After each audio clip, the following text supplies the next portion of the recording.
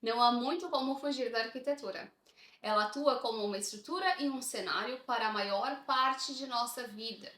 Lá está ela, como um gigantesco livro de história ou enciclopédia, diante de nossos olhos, esperando ser lida e explorada. Olá! Nesse vídeo, então, eu vou dar início à leitura do livro Arquitetura, um percurso visual pelos quatro cantos do mundo, da antiguidade aos tempos modernos, do Jonathan Glancy. E esse livro ele é bem resumido, até porque da configuração que ele é. Eu vou mostrar um pouco aqui para vocês como é a edição dele. E como ele mesmo se propõe, é um percurso visual, então ele vai dar um resumo dos períodos e mostrar as principais edificações de cada época. E antes de entrar no conteúdo em si, quero comentar aqui com vocês que eu tive muita dificuldade em definir como eu ia fazer esses vídeos, porque eu comecei a pesquisar. Como ele é um resumo, ele é realmente um resumo. Falta muita coisa sobre a história da arquitetura mesmo. E eu comecei a buscar outros livros que eu tenho aqui em casa e vi que, eu tenho que comentar sobre isso, eu tenho que comentar sobre aquilo. Daí eu tive que botar um freio nisso e lembrar que eu não estou dando aula sobre a história da arquitetura. Eu estou fazendo comentários da minha leitura desse livro especificamente. Então tá, isso não vai ser uma aula sobre história da arquitetura, vai ficar faltando muita coisa pra gente aprender de fato a arquitetura de cada época. Mas é um panorama geral. E essa é a intenção também, para apresentar para vocês um pouquinho dessa história e mostrando como ela foi caminhando ao longo do tempo e dar esse primeiro passo, tá? Quem sabe mais pra frente a gente dá esse segundo passo, mas vamos por partes, vamos com calma. Então tá, o autor fez uma introdução que eu achei muito interessante. Ele vai nos contar que, diferente da arte plástica, né, que é os quadros, as pinturas, que a gente não tem tanto acesso assim, que a gente tem que ir até ela ou trazer ela para nossa casa, né? É algo que a gente precisa se movimentar para ter contato. A arquitetura não. A arquitetura, quer você queira, quer você não queira, você vai ter contato com ela. Ela tá ali e não tem como evitar. Então, eu achei muito interessante porque ele vai fazer algumas considerações importantes sobre esse tipo de arte, porque a arquitetura, além de ela ter um uso muito específico, né, e a gente vai entrar nela, ela tem encanamentos, ela tem uma estrutura, ela tem um telhado, ela tem um alicerce, ela tem iluminação, que inclusive é o que ajuda bastante a trazer essa questão artística para ela. Então, assim, ela é muito mais complexa, porque ela é uma superestrutura. Então, eu achei bem interessante ele já começar nos mostrando que, olha, essa aqui você não tem escapatória, quer goste ou não. E aí, então, ele fala que não há muito como fugir da arquitetura. Ela atua como uma estrutura e um cenário para a maior parte de nossa vida. Lá está ela, como um gigantesco livro de história ou enciclopédia, diante de nossos olhos, esperando ser lida e explorada. Uma compreensão da arquitetura mundial enriquece muito nossa consciência, e você, concordando ou não com certos estilos ou métodos de construção desafiadores, questionando ou não o motivo de um determinado edifício ter sido projetado deste ou daquele modo, nunca deixará de aprender com as diversas maneiras que as pessoas encontraram para ordenar seu mundo e representar sua cultura. Achei bem interessante e, pelo jeito, esse é a intenção dele com esse livro, né? Que a gente consiga ler e entender melhor essa gigantesca enciclopédia. Mais pra frente, ele vai dizer que um de seus propósitos, a da arquitetura, não a dele, é elevar o espírito em silêncio ou em êxtase, para celebrar nossa humanidade e nosso desejo de pairar acima das preocupações do aqui e agora. Edificações costumam sobreviver por muito tempo e, com elas, expressamos nossa ânsia pelo infinito. E para finalizar essa introdução, por ser um repositório de nossas ricas e complexas histórias, há quem queira destruí-la e, com isso, destruir a própria humanidade. Acima de tudo, no entanto, a arquitetura é a história de todos nós. E aí ele vai partir para o primeiro capítulo, que se chama Da Aldeia à Cidade. Primeiro ele vai dar um panorama geral, assim, sobre como a história da arquitetura está completamente entrelaçada com a história dos primeiros assentamentos, da primeira cidade. Surgiu a primeira cidade, surgiu a história da arquitetura.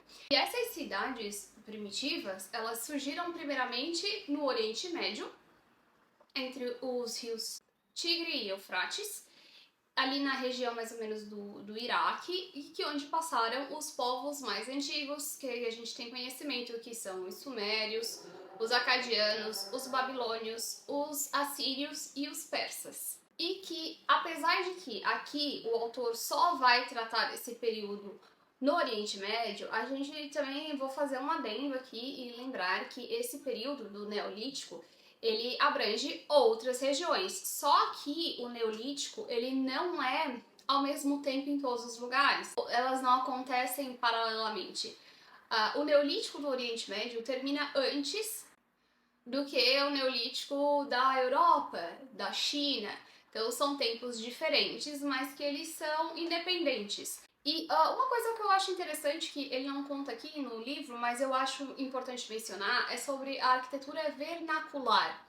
Que a arquitetura vernacular é a arquitetura que lida com o local. Então ele vai lidar de acordo com o clima, com o solo, com o material local. É aquilo que o material vai oferecer para construir a edificação.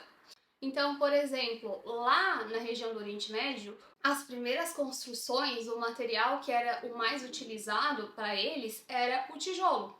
E os edifícios mais importantes, mais imponentes, eram os edifícios que eram dedicados aos deuses, era o templo. Por quê? Porque os sacerdotes eram o centro das civilizações, porque é eles que lidavam com os deuses, então eram os deuses que iam tratar da questão da irrigação, da agricultura, porque as cidades começam a ser assentadas a partir do momento que o homem começa a dominar a agricultura, a domesticar os animais, e aí eles passam de nômades a ficar num local fixo, dando início das cidades. E aí são os deuses que vão controlar as cheias do rio, as chuvas, a colheita. Então, os edifícios principais dessas cidades são os templos. Sobre a importância também dos edifícios, eu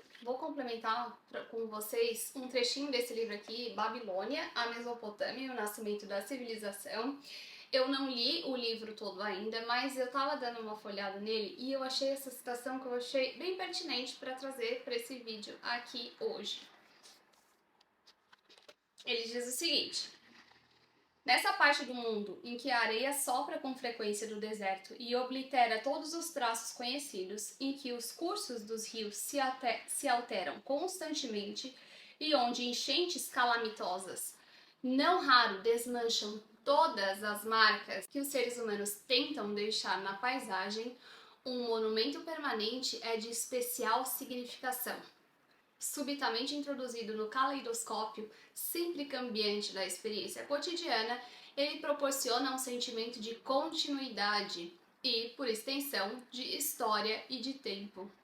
A pessoa pode olhar para a construção, refletir que meu ancestral ajudou a construir isso e experimentar um sentimento de ligação com as raízes, com a linhagem e com um passado que, afora isso, teria desaparecido.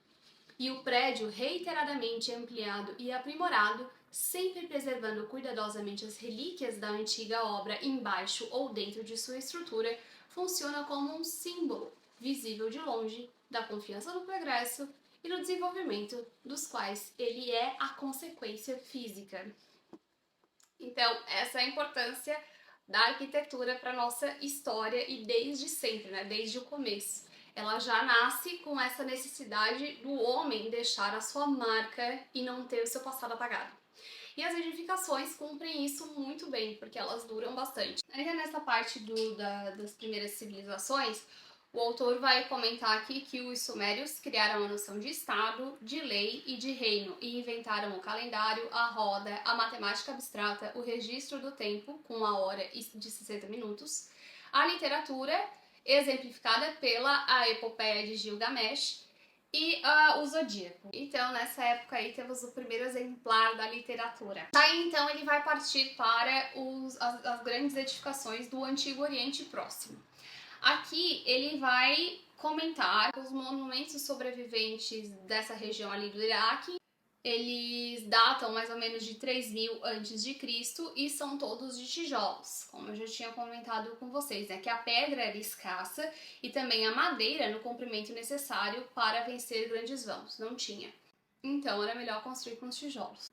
Desse período ele vai classificar como a mais importante obra o Zigurate de Ur, mas que na verdade o que a gente gostaria mesmo de conhecer é o Zigurate da Babilônia, que é a Torre de Babel. Sobre a Torre de Babel, ele fala que a base desse templo, medindo 90 metros quadrados, sugere uma ambiciosa estrutura, revestida com peças esmaltadas azuis, teria sido erguida em 7 andares junto ao rio Eufrates, de frente ao lendário palácio do rei Nabucodonosor, famoso pelos jardins suspensos que desciam com seus grandes terraços perfumados do alto da construção, o que jaz hoje como ruínas em um deserto assolado pela guerra, já abrigou poderosas civilizações.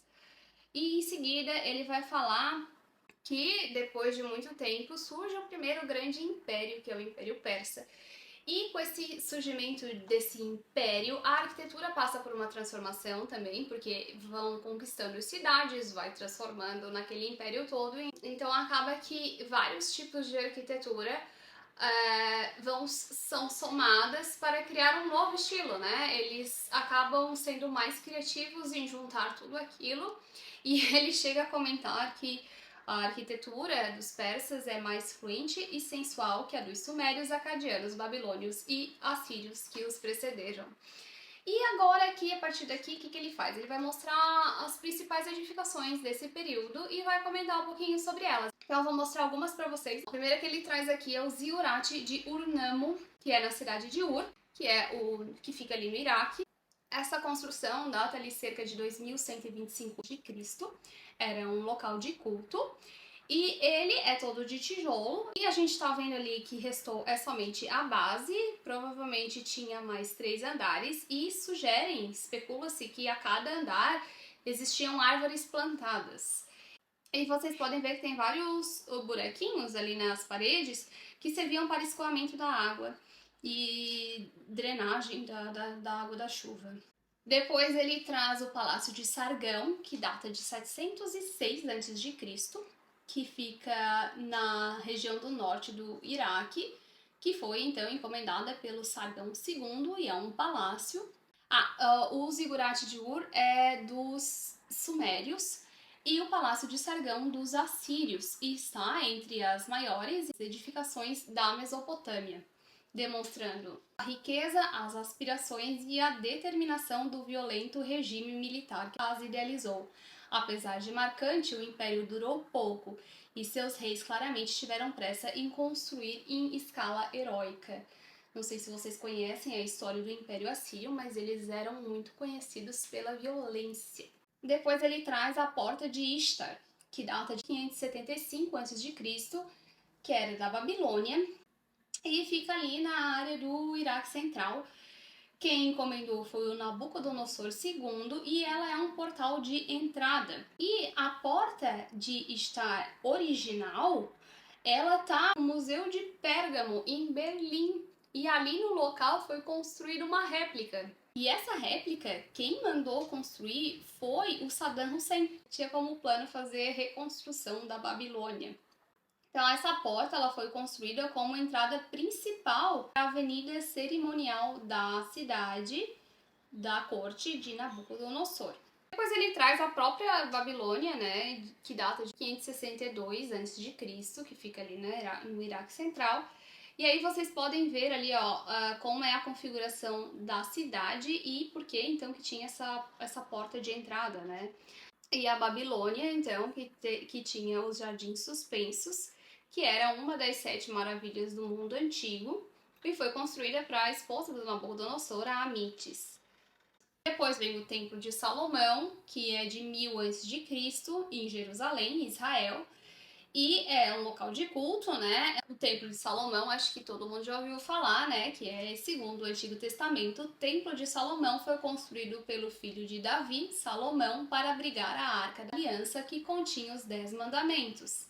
Nada sobreviveu do templo original, provavelmente foi destruído pelos babilônios no século 6 a.C.,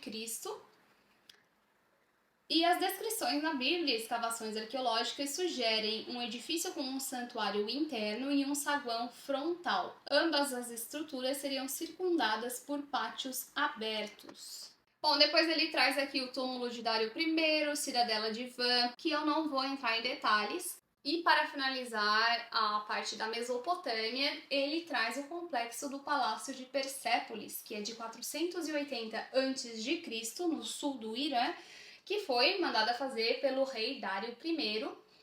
Aqui a gente consegue ver como os estilos arquitetônicos entre as civilizações já estavam se mesclando, produzindo novos desenhos. Todo esse complexo era acessado por escadarias que tinham relevos maravilhosos, bem detalhados ao longo dela, que pode ser vista ainda hoje. E ao ver as imagens dessa ruína, dá a impressão de que elas eram assim toda monocromática, né? Mas não, elas eram todas coloridas e bem vibrantes. Então, aí vamos para o Egito Antigo. Bom, eu confesso para vocês que eu preciso aprender muito, estudar muito sobre o Egito, porque essa questão das dinastias e de como ele foi evoluindo eu ainda não tenho bem claro na minha cabeça. E isso é importante, inclusive aqui para a arquitetura, porque ela tem uma diferença muito grande em cada período. Por exemplo, da Mastaba de Saqqara, as pirâmides, porque então elas eram feitas escalonadas, depois veio as pirâmides e depois muda-se completamente, né? Os templos recebem uma arquitetura muito diferente e a própria tumba recebe uma outra característica e tudo isso vai de acordo com os períodos, com os reis, vai mudando, né? E aí também para falar um pouquinho mais sobre a arquitetura e para eu aprender mais sobre o Egito, eu preciso ler Os Egípcios, do Asimov. E estava aqui folheando também e achei alguns trechos interessantes para compartilhar aqui com vocês. A Mastaba é o primeiro monumento de pedra construído e o arquiteto dessa obra é o Imhotep. Ele é conhecido como o primeiro arquiteto e engenheiro do mundo, né, que a gente tem conhecimento. E aqui vai dizer que, além de sua fama lendária como médico, cientista e mago, Imhotep foi sem dúvida o primeiro grande arquiteto. Foi quem empreendeu a construção da Mastaba de Djoser, a maior das construídas até então, feita em pedra e não em tijolo. Dessa maneira, foi possível satisfazer a necessidade de Djoser de impressionar os egípcios com o poder dos reis da nova dinastia. Aqui a gente está na terceira dinastia. Imhotep construiu a Mastaba, que tinha 64 metros de comprimento e cerca de 7,6 metros de altura em Saqqara. Foi a primeira estrutura de pedra de grandes dimensões do mundo. Os detalhes mais refinados da antiga magnificência do monumento desapareceram, mas o edifício central, muito deteriorado pela falta de cuidados, ainda subsiste 4.600 anos depois de construído. Trata-se não só da primeira construção de pedra de grandes dimensões, mas também da mais antiga edificação humana que ainda sobrevive na face da Terra. Olha a importância dessa construção. E só para pegar o gancho aqui desse muito deteriorado pela falta de cuidados, aqui tem uma certa polêmica, porque tanto ali no Egito quanto na Grécia, muitas obras se deterioraram. E aí entra os países europeus que resgatam essas obras para botar nos seus museus, alegando que eles vão cuidar desse patrimônio como os países de origem não conseguem ou não fizeram, né? E aí gera uma polêmica, mas eu falo mais pra frente, principalmente da grande polêmica da Grécia, ou o British Museum. Quando a gente for falar de Grécia, eu comento com vocês desse rolo. Bom, aí mais pra frente vem as pirâmides. E o Asimov vai falar que a construção de tumbas de proporções gigantescas acabou se tornando uma obsessão nacional. Os sucessivos monarcas do Egito tinham de erguer tumbas semelhantes, só que maiores e mais grandiosas. As técnicas arquitetônicas progrediram depressa, impulsionadas por esse desejo. Ah, e aí, sobre as grandes pirâmides do Egito, há muita teoria da conspiração, né? Mas aqui ele explica que os egípcios aprenderam a lidar com grandes rochas, utilizando trenós, roletes, volumosas quantidades de azeite para reduzir o atrito e baseando-se em um grande esforço humano. Essa grande pirâmide é formada por blocos de pedra, 2.300.000 blocos, segundo a estimativa, com cada peça pesando em média 2,5 toneladas. Cada um desses blocos foi transportado desde as pedreiras próximas até a primeira catarata, por volta de 950 quilômetros de distância, por via fluvial, naturalmente sobre barcos arrastados rio abaixo pela correnteza do Nilo. Levando em conta o estado da engenharia naqueles tempos e o fato de a estrutura ter sido erguida praticamente com as mãos, não foi usada sequer a roda, a Grande Pirâmide constitui sem dúvida a mais nobre realização arquitetônica do mundo, excetuando-se talvez a Grande Muralha da China. Os homens jamais deixaram de ficar maravilhados diante da Grande Pirâmide, a maior construção já erguida, que não foi superada nos 4.500 anos de sua existência. Os gregos a consideraram, junto com as pirâmides vizinhas, uma das 7 maravilhas do mundo, e das 7 enumeradas por eles, só as pirâmides ainda podem ser admiradas.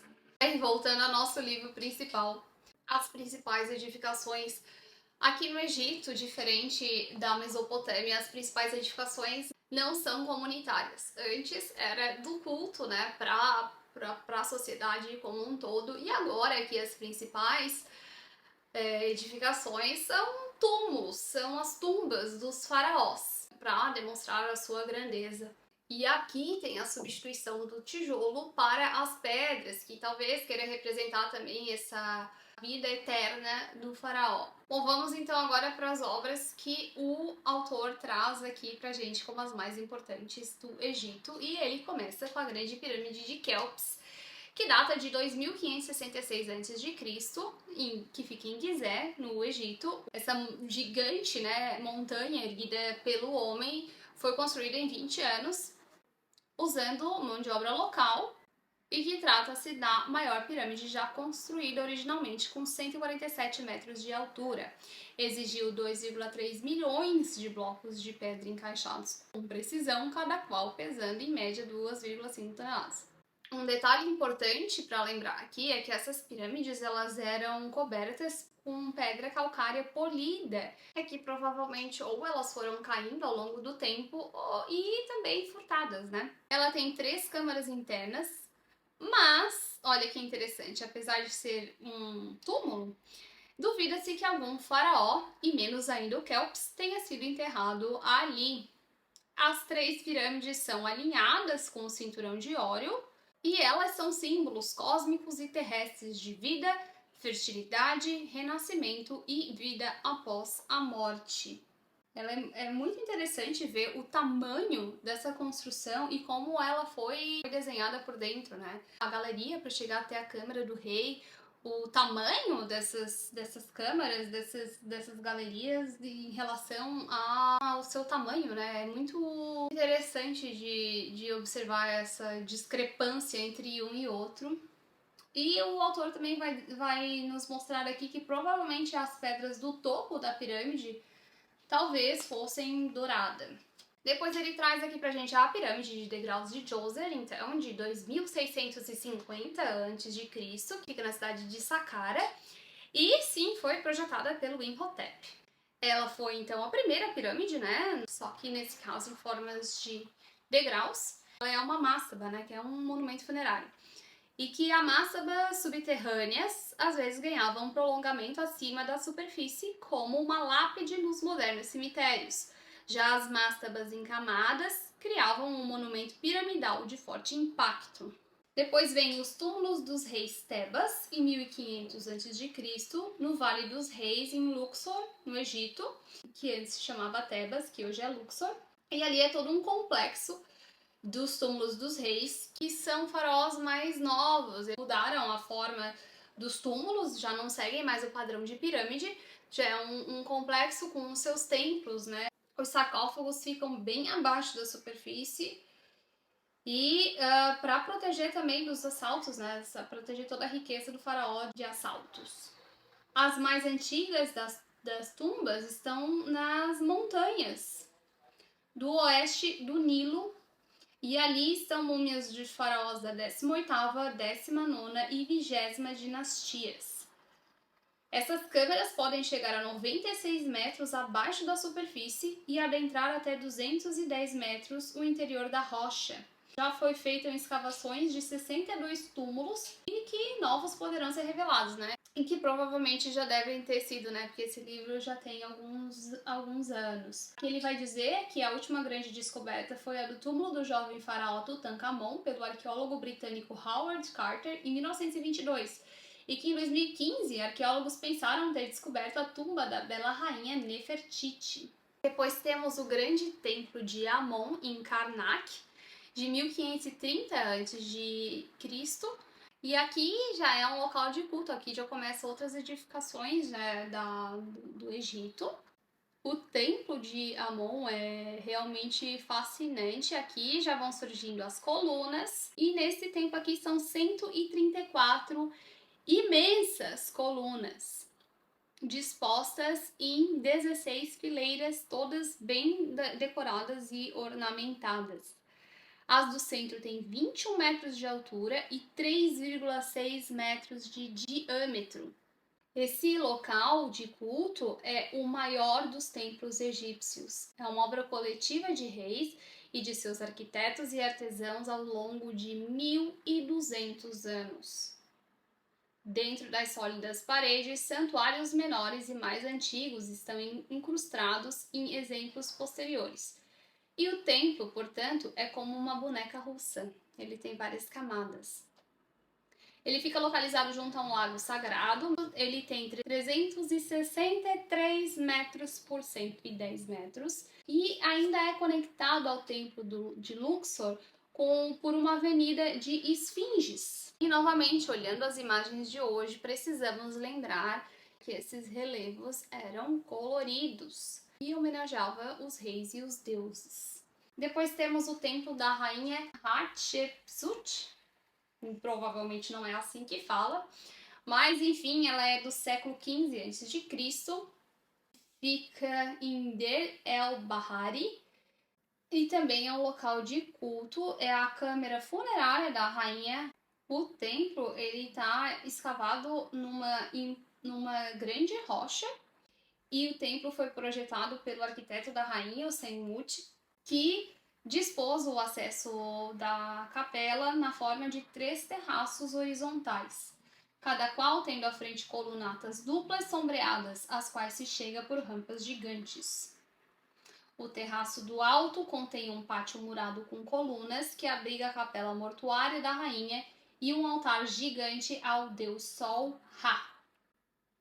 As paredes muito decoradas do templo têm uma descrição da alegada linhagem divina de Hatshepsut, detalhando a afirmação de que o deus Amon-Ra é seu pai. Depois temos o grande templo de Abu Simbel, de 1257 a.C., que é muito interessante. Esse aqui é do Ramsés II, é um local de culto e é magnífico. E essa edificação aqui ela é bem famosa, né? Todo mundo já deve ter visto. Essas 4 imensas estátuas do Ramsés II sentado. E ali na frente dele, bem pequenininho, né?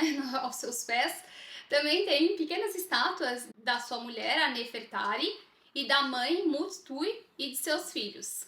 Acima dessas estátuas tem uma fileira de baduínos sorridentes que saúdam o nascer do sol. Ela foi escavada na rocha e ela ficava à margem do Nilo.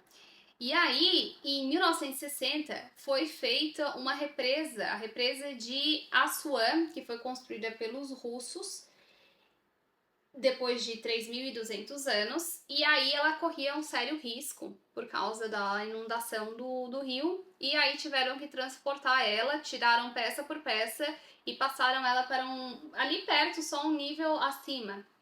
Depois temos o templo de Ísis, Philae, que é de 247 a.C., que fica em Agilica. O templo de Ísis também foi mudado de local porque seria afetado por essa represa. Foi levado para uma ilha vizinha. Nesse templo, os capitéis das colunas já são mais ornamentadas do que nos projetos anteriores. O autor nos conta que é intrigante a presença no complexo do templo de um quiosque cercado por uma proteção conhecido como Cama do Faraó, que foi construído pelos romanos no ano 96.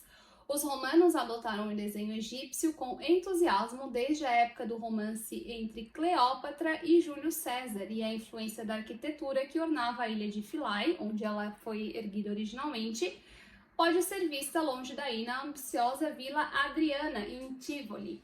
O autor vai comentar ainda sobre mais duas obras, a Fortaleza de Buen e o Templo de Horus, mas eu vou ficando por aqui. Então, basicamente, o livro é uma introdução que o autor dá sobre aquele período e depois ele realmente vai mostrar a história da arquitetura, trazendo as principais obras e nos mostrando, então, como que foi aquele período arquitetônico na história. Então, ficamos por aqui.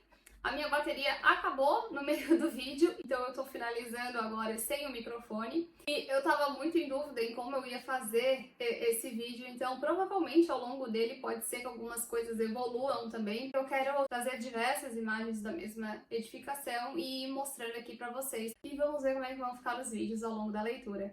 Espero que vocês tenham gostado. Se gosta do meu conteúdo, não deixe de se inscrever aqui no canal e ativar as notificações para não perder os próximos vídeos. E não esquece de curtir os vídeos também, que ajuda bastante e faz com que eu queira produzir cada vez mais conteúdo aqui no canal. E espero que vocês tenham gostado e a gente se vê na próxima. Tchau!